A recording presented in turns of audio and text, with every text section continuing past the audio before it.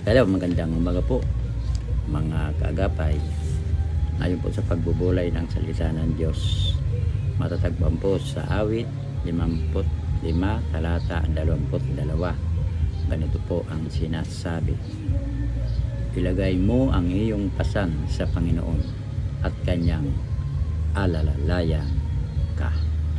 Sa manalangin namin Diyos, maraming salamat. Ang gabay mong balang Espiritu, dapat mong pinapilain, sambahin at pasalamatan sa pangalan ni Jesus. Amen. Ay pamagat po, kanyang aalalayan. Ang literal na kahulugan ng ginamit dito sa talatang ito na salitang pasan sa Hebreo ay anumang kanyang ipinagkaloob sa kanya. Ang paggagamit ng ganitong salita ay minsan lamang ginamit sa buong matandang tipan.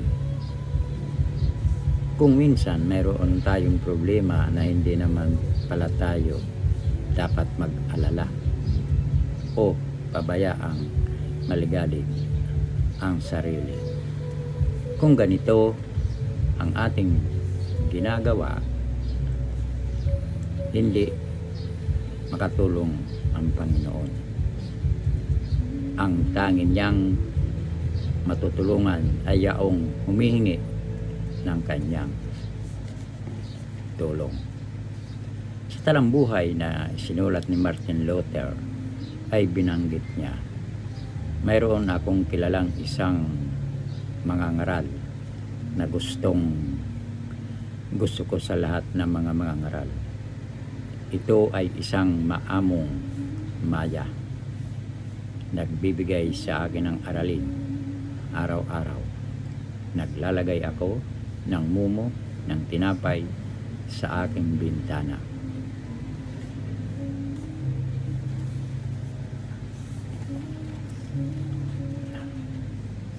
Lalo na sa gabi, at natutuhanan niyang dumako roon sa tuwing kailangan na niyang kumain at buhat doon.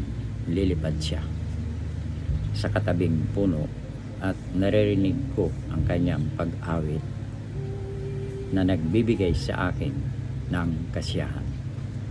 Iniisip ko na ang kanyang hinuhuni ay pagpapasalamat una sa Diyos, at ikalawa sa akin naglalagay doon ng kanyang makakain. Pagkatapos, iilalim na ang kanyang mukha sa kanyang pagpak upang mapayapang matulog at iiwanan ang bukas. Ayon sa pinagbulay-bulayan, ilagay mo ang iyong pasan sa Panginoon at kanyang aalalayan ka. Awit 55 talata 22. Tayo po'y manalangin. Amang Diyos na may bigyan, maraming salamat sa iyong pagmamalasakit. Salamat po sa iyong kapangyarihan. Inilagay ko po sa iyo ang aking pasan sapagkat minamahal mo ako at ang iyong alalayan. Sa pangalan ni Jesus. Amen. Maraming salamat po mga kaagapay sa nakikinig na salita ng Diyos.